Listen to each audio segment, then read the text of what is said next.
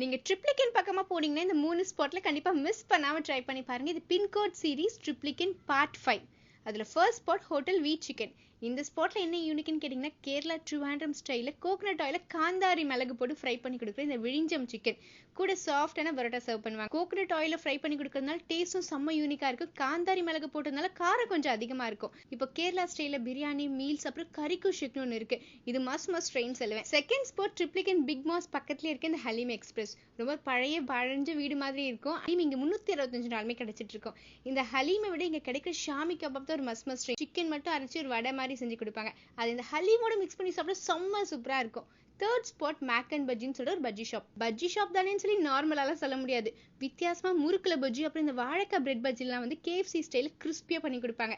And evening டைம்ல போனீங்கன்னா இலை பால் கொடுக்கட்ட ஜவ்வரிசி வடை சீஸ் போனால் செம்ம யூனிக்கா இருக்கும். ஸோ நீங்க ட்ரிப்ளிகன்ல இருந்தீங்கன்னா இந்த 3 ஸ்பாட்ல கண்டிப்பா மிஸ் பண்ணாம ட்ரை பண்ணி